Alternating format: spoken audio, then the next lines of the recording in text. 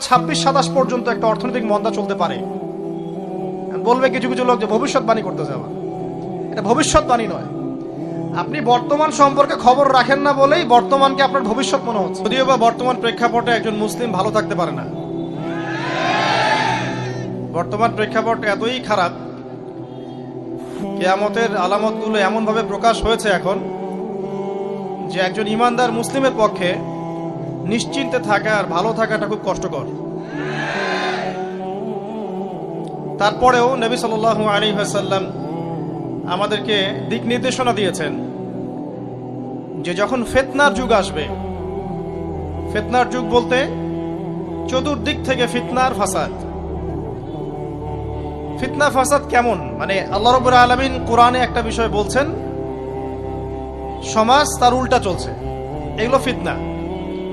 নবী সাল্লাল্লাহু আলাইহি ওয়াসাল্লাম হাদিসে একটা বিষয় বলেছেন, সমাজ তার উল্টা চলছে, এর নাম ফিতনা। পরিবারে ফিতনা, ধর্মের মধ্যে ফিতনা, সমাজে ফিতনা, অর্থনীতিতে ফিতনা, এখন সংস্কৃতির মধ্যেও ফিতনা।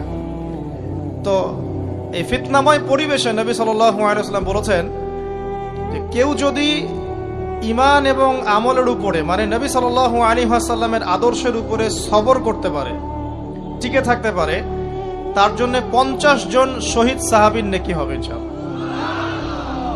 তো ফিতনাময় পরিবেশে যদি সবর করা যায়, হকের উপর অটল থাকার চেষ্টা করা যায়, ইনশাআল্লাহ আপনি 50 জন শহীদ সাহাবীর নেকি পাবেন ইনশাআল্লাহ।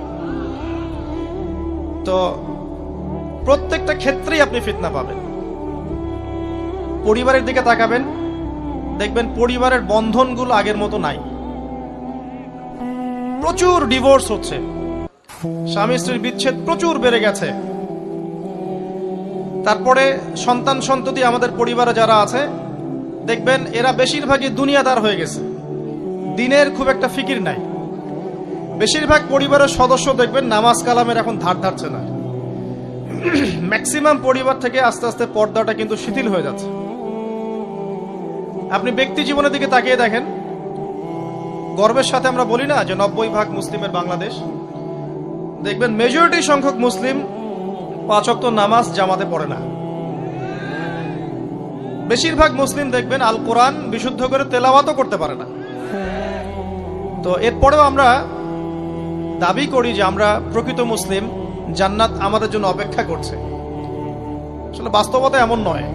যারা কোরআন আমরা টুকটাক পড়তে জানি, তাদের মধ্যে কত পার্সেন্ট কোরআনের অর্থ বোঝে?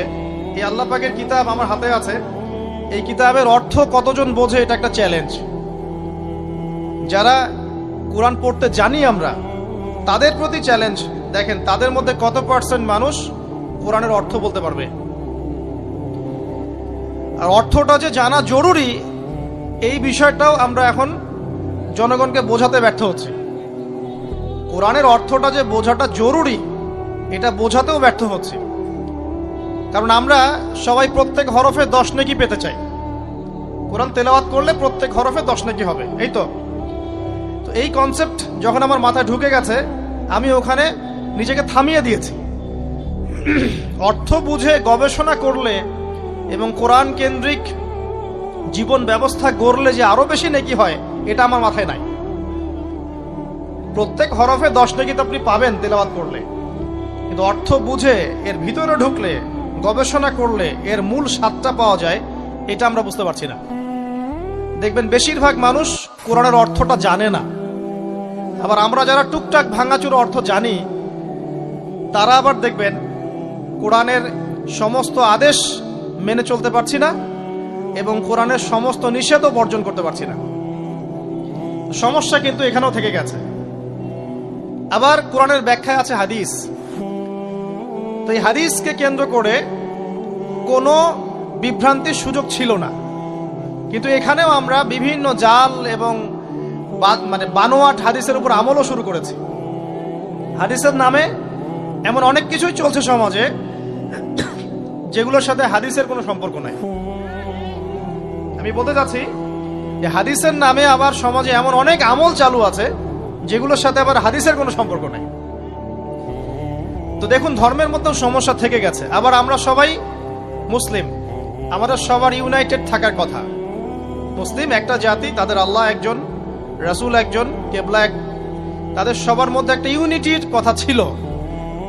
কিন্তু আমরা ধর্মতাত্ত্বিকভাবে এবং পলিটিক্যালি আমরা বিভিন্ন দলে বিভক্ত এবং আপোষের মধ্যে মিল মহব্বত কম। বাইরে হয়তো আমরা বলি যে আমি একজন ধর্মতাত্ত্বিক দলের সদস্য, সে আরেকটা ধর্মতাত্ত্বিক সংগঠনের সদস্য, সে আরেকটা মানহাজ ফলো করে, সে আরেক জামায়াতের, সে আরেক তরিকার ইত্যাদি। আমরা সবাই এক, যদি আমরা বাইরেই কথাটা বলি, কিন্তু অন্তর থেকে কিন্তু আমাদের এই বিষয়টা আসছে না। তো দেখুন, ধর্মকেন্দ্রিক অনেক প্রবলেম থেকে গেছে এখনো। আবার আল্লাহ রাসূল সাল্লাল্লাহু আলাইহি ওয়াসাল্লাম হাদিসের মধ্যে এবং আল্লাহ পাক কোরআনের মধ্যে ধর্ম নিয়ে বাড়াবাড়ি করতে নিষেধ করেছে। ধর্ম নিয়ে বাড়াবাড়ি করো না, তোমরা নিজেদের ধর্ম পালন করো। তা আমরা নিজের ধর্ম যতটা না পালন করি, অন্যের ধর্মের দিকে আঙ্গুলটা তার চেয়ে বেশি তুলি। আমরা আগে নিজের রিলিজিয়নটাকে ঠিক মতো পালন করি, দেখবেন সমাজ ঠিকই পরিবর্তন হয়ে গেছে ইনশাআল্লাহ। তো আমি একটা ধর্ম পালন করি বলে অন্য ধর্মের মানুষের প্রতি বিদ্বেষ পোষণ করতে হবে বা তাদের উপর ঘৃণার মনোভাব প্রকাশ করতে হবে, এটা আল্লাহ পাক শেখান নাই, তার রাসূল শেখান নাই। আল্লাহ এবং তার রাসূল কি শিখিয়েছেন? ইসলামের সত্য বিষয়টাকে আপনি সবার সামনে উপস্থাপন করবেন, যার ইচ্ছা হবে সে কবুল করবে, যার ইচ্ছা হবে সে অস্বীকার করবে। যার যার কবরের শেষে যাবে, যার যার হিসেব শেষে দিবে। চাপিয়ে দেওয়ার সিস্টেমটা ইসলামের মধ্যে নাই। এখন আসেন, পরিবারের আপনাকে ফেতনা কিছু বললাম। অর্থনীতির জীবনে যাবেন, ব্যবসা বাণিজ্যের মধ্যে যান, দেখেন বেশিরভাগ কালোবাজারি করছে, সিন্ডিকেট করছে, মজুতদার মাপে কম দিচ্ছে, জনগণকে ঠকাচ্ছে, করছে না? এগুলো পলিটিক্যাল ফিতনা, সরি, এগুলো ইকোনমিক্যাল ফিতনা। তারপরে আপনি আরো দেখবেন ইকোনমিক সেক্টরে রিবা ভর্তি, সুদ রিবা মানে কি? সুদ, রিবা দিয়ে ভর্তি, ঘুষ ছাড়া কাজ হচ্ছে না। ঠিক আছে, অন্যের সম্পদ আত্মসাৎ না করলে আমাদের পেটের ভাত হজম হচ্ছে না। তো এই যে দুর্নীতি বলেন, ঘুষ বলেন, রিবা বা সুদ বলেন, হ্যাঁ, তারপরে কালো বাজারি বলেন, কালো টাকা সাদা করার টেন্ডেন্সি বলেন, পাচার বলেন, সবগুলো অর্থনৈতিক ফিতনা। এগুলো হচ্ছে কি? অর্থনৈতিক ফিতনা। আর বিশ্বের ফিতনা তো পরে, ওটা তো বলার অপেক্ষা রাখে না। মানে বিশ্বের সবচেয়ে বড় ফিতনা ছিল দ্বিতীয় বিশ্বযুদ্ধ। তার আগে একটা হয়েছে প্রথম বিশ্বযুদ্ধ, যেখানে প্রায় কয়েক কোটি মানুষ মারা গেছে, আর সেকেন্ড ওয়ার্ল্ড ওয়ারে আরো বেশি মানুষ মারা গেছে। তো এখন বিশ্বকে ঠেলে দেওয়া হচ্ছে একটা থার্ড ওয়ার্ল্ড ওয়ারের দিকে। মানে যে কোনো সময় একটা তৃতীয় বিশ্বযুদ্ধের আশঙ্কা করছেন এখনকার যারা মিলিটারি অ্যাফেয়ার্স নিয়ে পড়াশোনা করেন, ওয়ার্ল্ড অ্যাফেয়ার্স নিয়ে পড়াশোনা করেন, তারা এগুলো বলতে পারবেন ভালো। বিশ্বকে একটা খাদ্য মন্দার দিকে ঠেলে দেওয়া হচ্ছে, বিশ্বকে একটা দুর্ভিক্ষের দিকে ঠেলে দেওয়া হচ্ছে। এবং মহামারীর মধ্য দিয়ে অলরেডি কিন্তু আমাদের বিভিন্ন দেশের ইকোনমিক অবস্থা ভালো না, তার উপরে খাদ্য সংকট, তার উপরে যে বৈশ্বিক যুদ্ধগুলো, আমদানি রপ্তানি বন্ধ হয়ে যাচ্ছে, তেল গ্যাসের দাম বেড়ে যাচ্ছে, জনগণ হাহাকার করছে। এই পলিটিক্যাল গ্লোবাল অ্যাফেয়ার্সের ফিতনা এগুলা। তা আপনাকে এই জন্যই প্রথমে আমি একটা কথা বললাম যে ফিতনাময় একটা পরিবেশে একজন মুমিন যার অন্তর্দৃষ্টি আছে, যে কোরআন এবং সুন্নাহ দিয়ে এই বিশ্বের এই রহস্যগুলো উদ্ঘাটন করতে পারে, সে ভালো থাকতে পারে না। তার মনটা সবসময় কিন্তু মানে ব্যাকুল থাকবে যে কিভাবে এইসব সমস্যা থেকে নিজে উত্তরণের পথ খুঁজতে পারি, আর আমার পরিবারকে বাঁচাতে পারি, আর আমার জনগণকে বাঁচাতে পারি।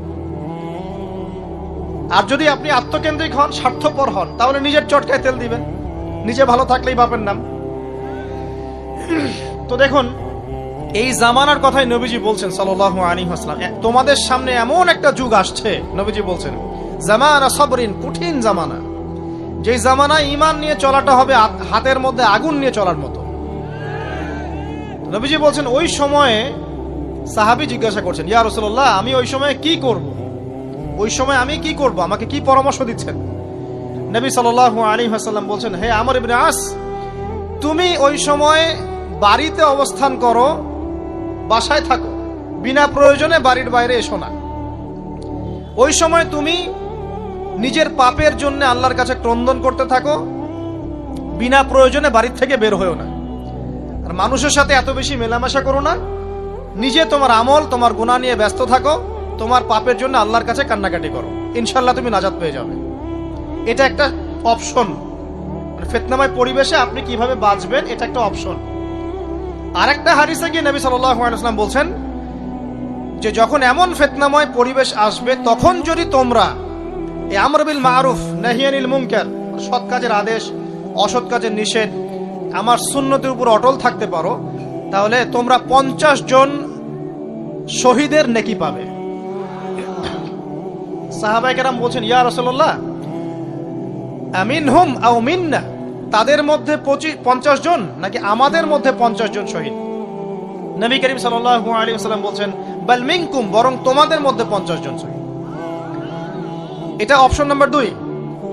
এক কি বললাম, আপনি নিজেকে নিয়ে ব্যস্ত থাকেন, বাসায় থাকেন, বিনা প্রয়োজনে বাড়ি থেকে বের হবেন না, মানুষের সাথে কম মেলামেশা করেন এবং নিজের পাপের জন্য আল্লাহর কাছে কান্নাকাটি করেন, নিজের আমল নামা নিয়ে ব্যস্ত থাকেন, ইনশাআল্লাহ নাজাত পাবেন। 2 নাম্বার, যদি আপনার কাছে আরো বেশি যোগ্যতা থাকে এবং আপনি আরো বেশি সাহসী হন এবং আপনি উম্মার দেশের জনগণের কল্যাণ কামনা করেন, তাহলে অন্যদেরকেও এই ফিতনাময় পরিবেশে টিকে থাকার ফর্মুলা বলে দেন। এখানে সবর করেন, আমর বিল মারুফ নাহি আনিল মুনকারের কাজ করেন, আল্লাহ পাক আপনাকে ইনশাআল্লাহ 50 জন শহীদ সাহাবী নেকি দিবেন। আরো অপশন আছে। কি অপশন? ওই যে আসহাবুল কাহফ কি করেছিল, একটা ফিতনাময় পরিবেশ থেকে নিজেরা আস্তে করে সরে গিয়েছে। যখন আপনি পরিবেশকে পরিবর্তন করতে আর পারছেন না, দাওয়াত দিয়েও কোনো কাজ হচ্ছে না, মানুষ কথাও শুনছে না, জুলুম নির্যাতন বাড়তেই আছে, টিকে থাকা মুশকিল, তখন তাদের হিসাবের দায়িত্ব আল্লাহর উপর ছেড়ে দেন, আপনি ওখান থেকে ডিসকানেক্টেড হয়ে যান। তো হয়তো আপনার কাছে মনে হচ্ছে না এখন ওই যুগ আসে নাই, কিন্তু আমি আপনাকে বলে দেই যে কোরআন এবং সুন্নাহর চোখ দিয়ে যদি আপনি দেখতে শেখেন এবং বর্তমান বিশ্বের প্রেক্ষাপটটা অ্যানালাইসিস করার যোগ্যতা আপনি অর্জন করেন কোরআন সুন্নাহর চোখ দিয়ে, আপনি বুঝতে পারবেন সেই সময় অনেক আগেই চলে এসেছিল।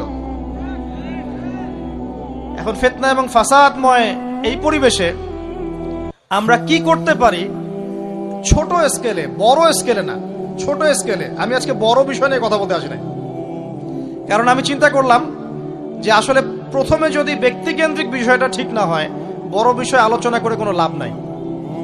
আগে ব্যক্তি যদি ঠিক না হয়, বড় বিষয় আলোচনা করে আসলে কোনো লাভ নাই, আপনারা বুঝবেনও না, মাথার উপর দিয়ে চলে যাবে। এখন গ্লোবাল অ্যাফেয়ার্স নিয়ে কথা বলে খুব একটা ফায়দা নাই আপনাদের। এখন ইকোনমিক পুরো এই সুদভিত্তিক সিস্টেম আপনি চেঞ্জ করতে পারবেন না, এবং পুরো যে তাগুতি ব্যবস্থা আপনি চেঞ্জ করতে পারবেন না। আপনি কি করতে পারবেন? আপনি নিজেকে পরিবর্তন করতে পারবেন, আপনার পরিবারকে পরিবর্তন করতে পারবেন। এতটুকু আপনার পক্ষে এখন পর্যন্ত সহজ, ঠিক না ভাই? ঠিক কথা। এটা আপনি এখন করতে পারবেন। তো এটার ফর্মুলা কি?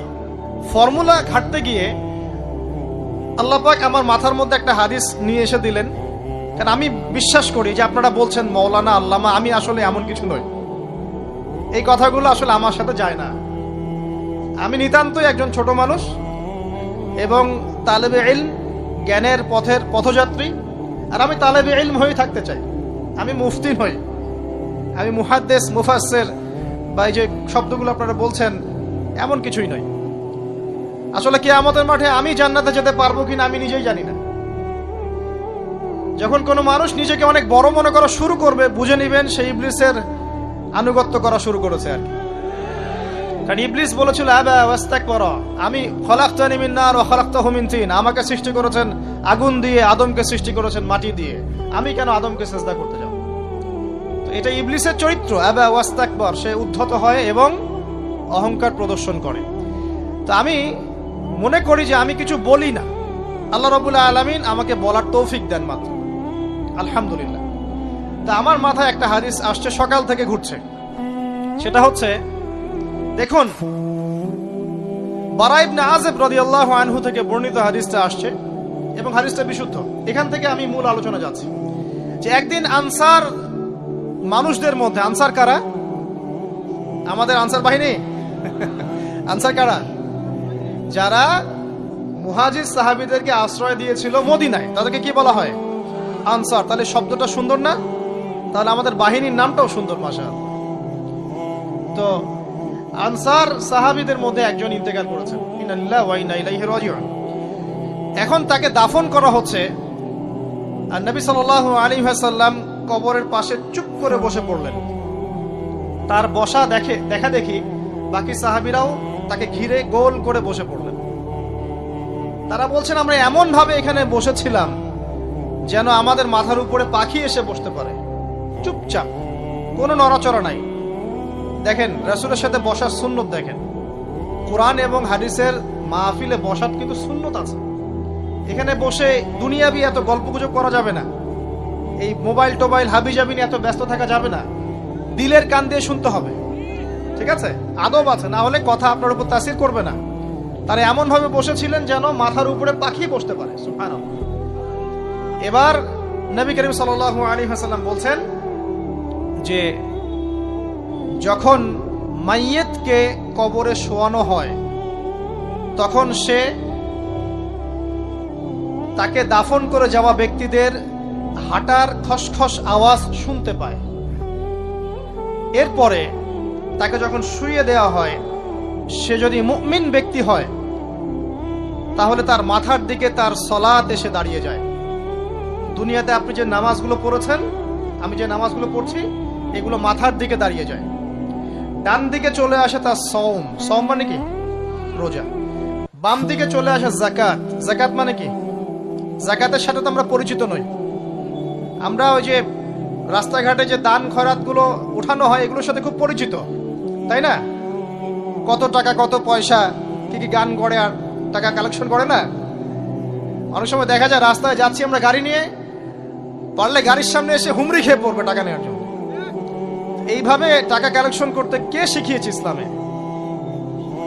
আর আমরা অনেক সময় ছোট ছোট বাচ্চাদেরকে দিয়ে, মাদ্রাসার ছোট ছোট বাচ্চাদেরকে দিয়ে টাকা কালেকশন করাই। এটা ঠিক না। কেন ঠিক না জানেন? ছোটবেলা থেকেই ওর ব্যক্তিত্ব নষ্ট হচ্ছে। এই হাতটা উত্তম না এই হাতটা উত্তম? উপরের হাত উত্তম, নিচের হাত উত্তম? তো ছোটবেলা থেকে সে নিচের হাতে অভ্যস্ত হচ্ছে। দেখেন, এত টাকা পয়সা কালেকশন করে আমাকে আরেকটা স্বতন্ত্র মসজিদ করতেই হবে জরুরি? খুবই জরুরি ছিল। মানুষের কাছে হাত চেয়ে, হাত পেতে রাস্তাঘাটে এরকম করে গাড়ি থামিয়ে, তারপরে কি বলবো, সুর করে গান গেয়ে এত টাকা পয়সা কালেকশন করতেই হবে? মসজিদটা আমাকে টাইলস ফিটিং করতেই হবে? এসি মসজিদ করতেই হবে? আমরা এমনও মসজিদ রংপুরে দেখেছি 10 বছরেও টাকা কালেকশন শেষ হয়নি। 10 বছর ধরে কালেকশন হচ্ছে। আমি ছোটবেলা থেকে দেখছি কালেকশন হচ্ছে। কি বুঝলেন? তো এগুলো আমাদের ব্যক্তিত্ব নষ্ট করে। মুসলিমরা উপরের হাতের মালিক। সারা বিশ্ব আমরা একসময় চালিয়েছি। এই পশ্চিমা সভ্যতা আমাদেরকে কি শিখায়? সারা বিশ্ব আমরা চালিয়েছি। এই আপনার উমাইয়া খেলাফতের সময়ও কর্ডোভায় আব্দুর রহমানের যে শাসন ছিল, কর্ডোভায়, স্পেন, পর্তুগাল, এই পুরো জায়গাগুলো পশ্চিমা বিশ্বের, এগুলো মুসলিমরা শাসন করেছে প্রায় 500-600 বছর। ইতিহাস তো আমরা জানিও না, পড়িও না, ভুলে গেছে। ইতিহাস পড়তে হয়। হিস্ট্রি ঘাটলে দেখবেন রাসূল সাল্লাল্লাহু আলাইহি ওয়াসাল্লামের 23 বছরের নববী যুগ, স্বর্ণযুগ, তারপর আবু বকর সিদ্দিকের খেলাফত, তারপর উমর ইবনুল খাত্তাবের খেলাফত। আবু বকর সিদ্দিকের 2 বছর বা 2.5 বছর, উমর রাদিয়াল্লাহু আনহুর প্রায় 10 বছর, তারপর উসমান রাদিয়াল্লাহু আনহুর 12 বছর, আলী রাদিয়াল্লাহু আনহুর প্রায় 2-2.5 বছর, তারপরে হাসান রাদিয়াল্লাহু আনহু 6 মাস। এরপরে উমাইয়া খেলাফত শুরু হলো মুয়াবিয়া রাদিয়াল্লাহু আনহুর হাতে, প্রায় 20 বছর। উমাইয়ারা শাসন করেছে প্রায় 90 থেকে 100 বছর। তারপর জাব নদীর যুদ্ধে উমাইয়া আব্বাসীয়রা একে অপরের সাথে যুদ্ধ করেছে, করে উমাইয়ারা পরাজিত হয়ে আব্বাসীয়রা ক্ষমতায় গিয়েছে। ক্ষমতায় গিয়ে তারা প্রায় শাসন করেছে প্রায় 550 বছর। এদিকে উমাইয়াদের মধ্যে যারা পরাজিত হয়েছে ওরা চলে গিয়ে কর্ডোভা, আন্দালুসিয়া, ওইদিকে খেলাফত কায়েম করেছে। তারপরে আবার এদিকে ফাতেমি খেলাফত ছিল, উসমানীয় খেলাফত ছিল, তারপরে মিশরে তুলুনি একটা রাজবংশ ছিল, আমাদের সাবকন্টিনেন্টে মোগলরা ছিল, সারা বিশ্বে আমরাই ছিলাম।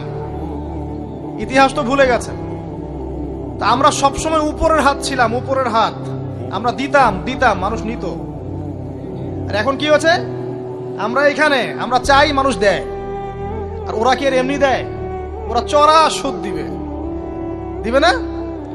ওয়ার্ল্ড ব্যাংকে যান লোন নিতে, চড়া সুদ। আর এই সুদ শোধ করতে গিয়ে বিভিন্ন দেশ শ্রীলঙ্কা হয়ে যাচ্ছে। তো শোধ করতে হবে, এমনি এমনি তো আপনাকে আর এগুলো দিবে না। এই সুদটা শোধ করতে গিয়ে আমাদের জিনিসপত্রের দাম বেড়ে যাবে, তারপরে দেখবেন জনগণের উপর কর বেড়ে যাবে, অনেক প্রবলেম। আর এই প্রবলেমগুলো ফেস করতে হবে কি কারণে? রিবা বা সুদের কারণে। তো এই যে বলছি, দেখেন ছোটবেলা থেকেই যে আমরা নিচের হাতে অভ্যস্ত হচ্ছি, এটা ত্যাগ করতে হবে। ব্যক্তিত্বের পরিচয় দেন। এত টাকা পয়সা চেয়ে প্রতিষ্ঠান করার দরকার নাই। আমার জমি আছে 1 বিঘা, আমি প্রতিষ্ঠান করবো ইনশাআল্লাহ। আপনার 2 বিঘা আপনি করেন, যার সামর্থ্য আছে সে করবে, সামর্থ্য নেই করার দরকার নেই। আর একটা মসজিদ যদি কবুল হয়, একটা মসজিদ একটা জেলার জন্য যথেষ্ট। একটা মসজিদে নববী থেকে নবী সাল্লাল্লাহু আলাইহি ওয়াসাল্লাম সারা দুনিয়া শাসন করেছে। আর আমাদের তো কোটি কোটি মসজিদ, কোটি কোটি মসজিদ বাংলাদেশে। এই যুগের কথাও নবীজি বলেছেন, যে যুগে মসজিদগুলো চাকচিক্যময় হবে, মসজিদগুলো কি হবে? চাকচিক্যময় হবে, হেদায়েত উঠে যাবে, এবং মসজিদের মধ্যে শোরগোল হট্টগোল বেড়ে যাবে। দেখেন না মসজিদে হট্টগোল বেড়ে গেছে না? এটা সেই যুগ। তো যেটা বলছিলাম প্রিয় ভাইরা, যে নিচের হাতে অভ্যস্ত না, উপরের হাতে অভ্যস্ত হতে হবে। এই কারণে এই যে একটা হাদিসের কথা শুরু করলাম, যে আনসার সাহাবী কারা ছিল? যারা মুহাজির সাহাবীদেরকে আশ্রয় দিয়েছে। এখন এই সাহাবীদের মধ্যে একজন ইন্তেকাল করেছে, তার লাশ যখন রাখা হচ্ছে তখন নবীজি বলছেন, মাথার দিকে মাইয়েতের আসে কি? সলাত। সলাত মানে কি? নামাজ। 5 ওয়াক্ত নামাজ আজকে থেকে ছাড়বেন? ওয়াদা করেন আজকে থেকে 5 ওয়াক্ত নামাজ ছাড়বো না ইনশাআল্লাহ। একটা হাদিস খালি বলি, মান তারাকা সালাতান মুতাআম্মিদান ফাকাদ কাফারা, মান তারাকা সালাতান মুতাআম্মিদান ফাকাদ কাফারা। আবার শোনেন, قال رسول الله صلى الله عليه وسلم من ترك صلاة متعمدا فقد كفر। আর মুয়াজ বিন জাবাল রাদিয়াল্লাহু আনহু কে নবীজি বলেছেন, মান তারাকা সালাতা মুতাআম্মিদান ফাকাদ বারিয়াত মিন জিম্মাতিল্লাহ। যে ব্যক্তি নিজের উপর ফরজ নামাজ ছেড়ে দিল, সে কুফরি করলো, সে কুফরি করলো, সে কুফরি করলো। মুয়াজ বিন জাবালকে নবী সাল্লাল্লাহু আলাইহি ওয়াসাল্লাম বলছেন, যে ব্যক্তি ফরজ নামাজ ইচ্ছা করে ছেড়ে দিল, সে ব্যক্তি আল্লাহর জিম্মা থেকে মুক্ত হয়ে গেল। নামাজ ছাড়বেন প্রিয় ভাই? 5 ওয়াক্ত নামাজ জামাতের সাথে ইনশাআল্লাহ। আল্লাহ আমাকে তৌফিক দেখ, আপনাদের সবাইকে তৌফিক দান করুন, আমিন। জামাত যদি না পান, একা পড়ে নেবেন, ঠিক আছে? যদি ঘুমিয়ে থাকেন, ঘুম থেকে উঠে পড়বেন। ভুলে গেছেন, যখন মনে হবে তখন পড়বেন। ওযু করার পানি নাই, কি করবেন? তায়াম্মুম করবেন। তায়াম্মুমেরও কিছু নাই, আপনার কোনো কাপড়ই নাই, সতর ঢাকার কোনো কাপড়ই নাই, কি করবেন? বসে বসে নামাজ ওই অবস্থাতেই। এটা কোনো মাফ নাই। মানে আপনার ওযু করার কোনো পানি নাই, তায়াম্মুমের কিছুই নাই, কাপড়ও নাই সতরে, তখনও নগ্ন হয়ে বসেই নামাজ পড়তে হবে, মাফ নাই। যখন শোয়ানো হবে, মাথা থেকে কি থাকবে? সালাত। তাহলে আমরা যারা ফরজ সালাত এখন আদায় করছি না, আজকে তওবা করেন, বলেন আস্তাগফিরুল্লাহ আল্লাযী লা ইলাহা ইল্লা হুয়াল হাইয়ুল কাইয়্যুম ওয়া আতুবু ইলাইহি। হে আল্লাহ, আমরা তওবা করছি, সারা জীবনে যত নামাজ পড়ি নাই, এই সমস্ত নামাজ না পড়ার পাপ থেকে তোমার কাছে তওবা করছি। ঠিক আছে? এটা আস্তাগফিরুল্লাহর অর্থ নয়, আমি বাংলায় বললাম। আর যদি নামাজ কাজা করে আদায় করে দিতে পারেন, আলহামদুলিল্লাহ, খুবই ভালো হয়। যদি নাও পারেন, তাও এখন থেকে আর কোনো নামাজ বাদ দিয়েন না, আর বেশি বেশি নফল নামাজ পড়ার চেষ্টা করেন। আল্লাহ পাক তৌফিক এনায়েত করুন। আসুন, তারপরে ডান দিকে কি? সওম। সওম মানে কি? রোজা। রমজান মাসে রোজা রাখি সবাই তো, মাশাআল্লাহ, আলহামদুলিল্লাহ। রমজান মাসে সওম রাখার পাশাপাশি বেশি বেশি নফল সওম রাখার ব্যাপারে অভ্যস্ত হওয়ার চেষ্টা করতে হবে। সবচেয়ে সেরা সওমগুলো হচ্ছে মাসের 3 দিন, আইয়ামে বীজের সওম, চাঁদের 13, 14 এবং 15 তারিখ। আর সপ্তাহে 2 দিন, সেটা হলো বৃহস্পতিবার এবং কি? সোমবার। আল্লাহ পাক তৌফিক দান করুন, আমিন। এছাড়া আরাফার সওম আছে, আশুরার সওম আছে, ঠিক আছে? জিলহজ মাসের প্রথম 10 দিন রাখতে পারেন, ইত্যাদি। এবার বাম দিকে কি? যাকাত। যেটা বলছিলাম, যাকাতের সাথে আমরা খুব একটা পরিচিত নই, অথচ যাকাত একটা ফরজ ইবাদত। কেউ যদি নামাজ এবং যাকাতের মধ্যে পার্থক্য করে, সে ব্যক্তি কাফের হয়ে যাবে।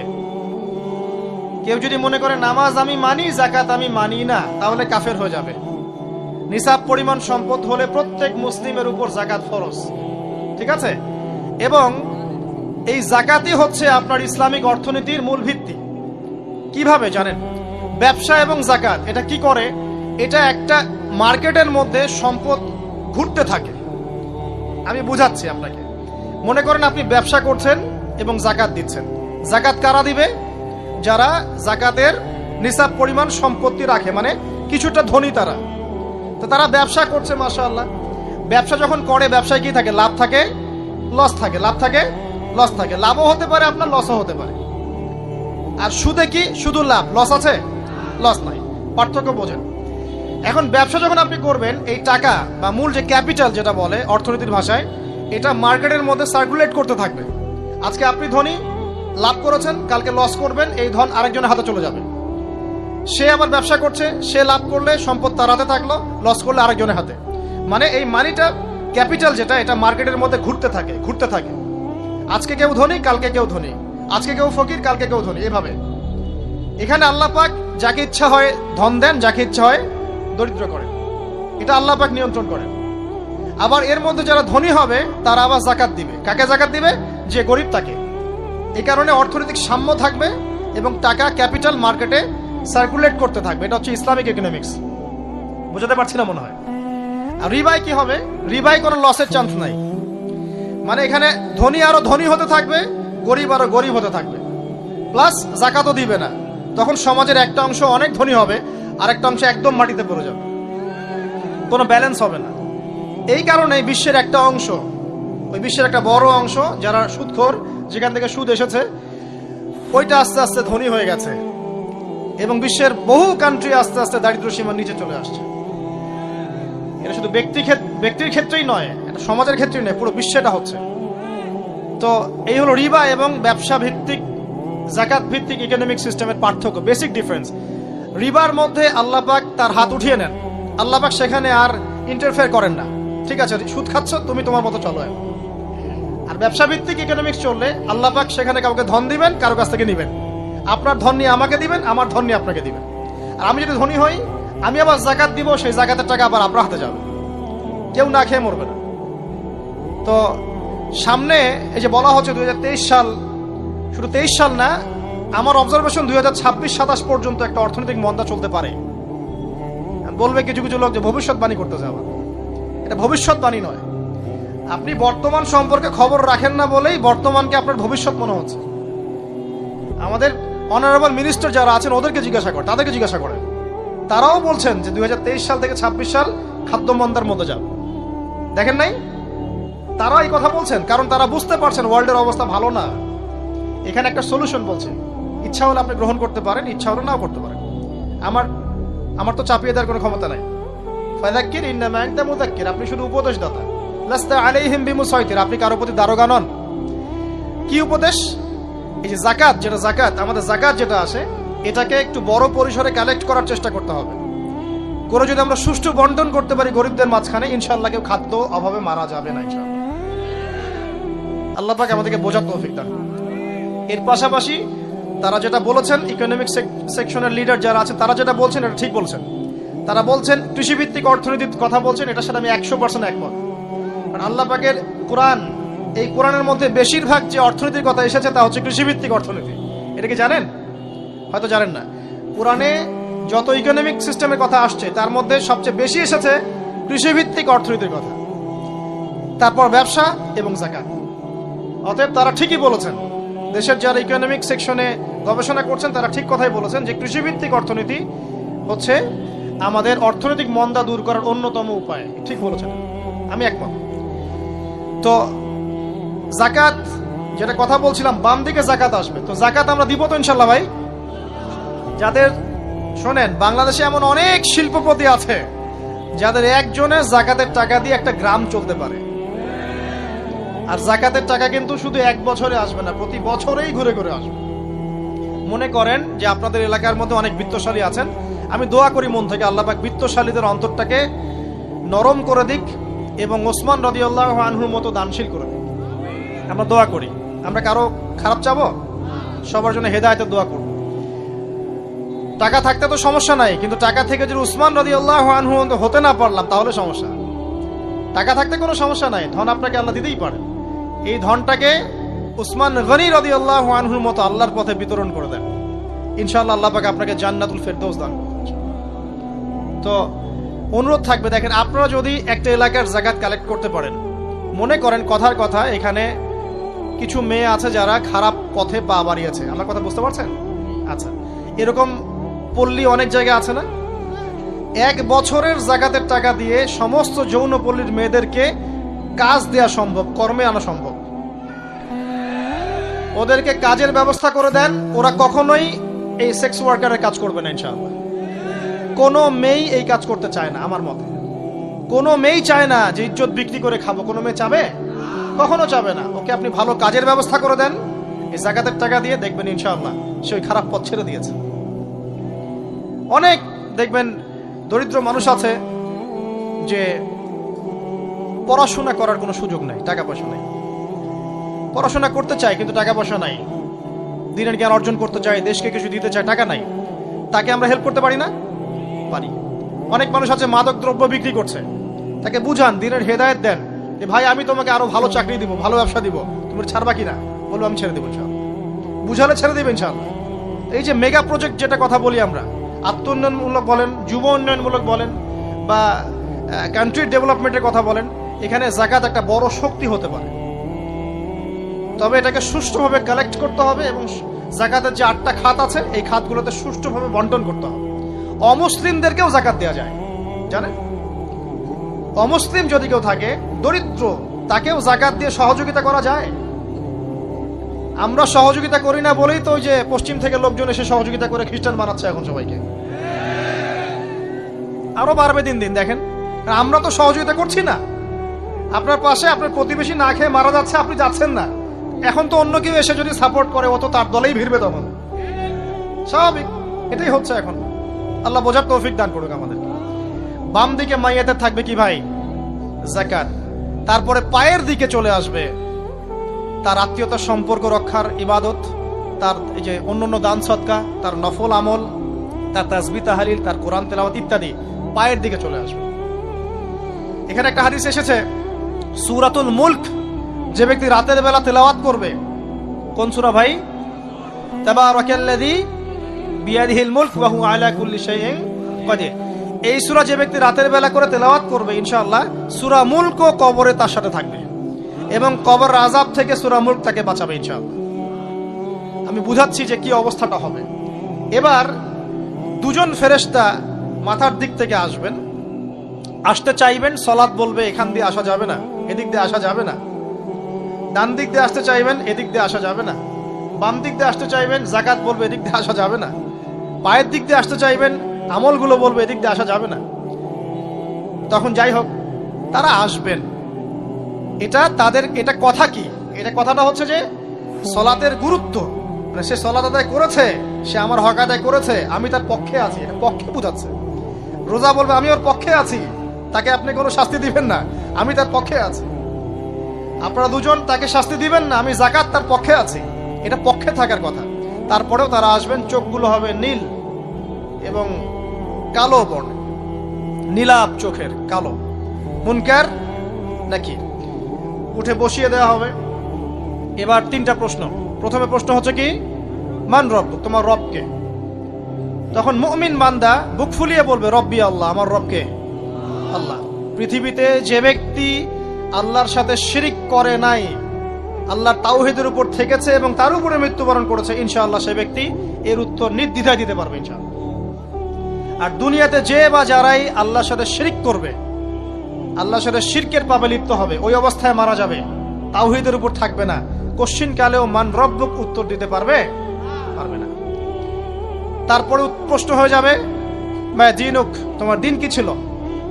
মুমিন বান্দা উত্তর দিবে কি, দীনই আল ইসলাম, আমার দিন ছিল ইসলাম। এখানে শুনে রাখেন, পৃথিবীতে যারা ইসলামকে পরিপূর্ণরূপে পালন করবে তারাই এই উত্তর দিতে পারবে ইনশাআল্লাহ। যারা ইসলামকে ঠাট্টা বিদ্রুপের হাসি তামাশার পাত্র বানিয়েছে, মন চাইলে কিছু করি, মন চাইলে কিছু করি না, সহজগুলো একটু আমল করি, বাকি কিছুর আমল ধারি না, হ্যাঁ, নামাজ পড়ি, সুদ ছাড়তে পারি না, ঠিক আছে, বছর বছর ওমরা করি, এদিকে ঘুষ দুর্নীতি ছাড়তে পারি না, ইসলামকে ঠাট্টা তামাশার পাত্র বানিয়েছে। এরা কোশ্চিন কালে উত্তর দিতে পারবে না মা দিনুক, দিনে পরিপূর্ণরূপে ইসলামে প্রবেশ করতে বলেছেন আল্লাহ রাব্বুল আলামিন। যারা পরিপূর্ণরূপে ইসলামে প্রবেশ করবে এবং ইসলামের প্রতিটা মৌলিক বিধান মেনে চলবে, ইনশাআল্লাহ তারা এর উত্তর দিতে পারবে। এরপরে আসবে তৃতীয় প্রশ্ন। নবী সাল্লাল্লাহু আলাইহি ওয়াসাল্লামকে দেখানো হবে, যখন দেখানো হবে তখন সূর্য যখন ডুবে যায়, যে দৃশ্যটা আমরা দেখতে পারি না, ওই দৃশ্যটা ভেসে উঠবে এবং মুমিন বান্দা অস্থির হয়ে যাবে, বলবে আমাকে ছেড়ে দাও, আমি নামাজ পড়বো। সুবহানাল্লাহ। কারণ তার কাছে মনে হবে যে আসরের ওয়াক্ত হয়ে গেছে, আসরের ওয়াক্ত হয়ে গেছে, আসরের ওয়াক্ত চলে যাচ্ছে, আমাকে নামাজ পড়তে হবে। চিন্তা করেছেন? ওই যে একটা হাদিস আছে না, যে 7 শ্রেণীর মানুষকে আল্লাহ রাব্বুল আলামিন আরশের ছায়া দিবেন, তার মধ্যে এক শ্রেণীর মানুষকে যার অন্তর মসজিদের সাথে ঝুলে থাকে, তার মন মসজিদের সাথে ঝুলে ছিল। এই সূর্য ডুবে